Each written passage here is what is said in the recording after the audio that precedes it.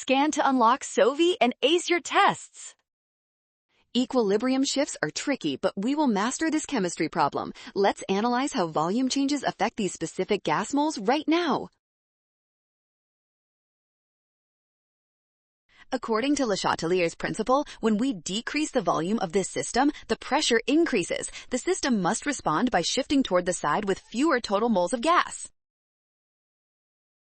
Looking at our balanced equation, we have 2 moles of gas on the left but only 1 mole on the right. Therefore, the equilibrium shifts to the right to reduce pressure. This shift means NO2 moles decrease while N2O4 moles increase. That makes option C our final winner. You just crushed this tricky chemistry equilibrium problem. Well done! Scan the code. You can learn better with Sovi. Watch signs and avoid rush. Dress given values and check steps.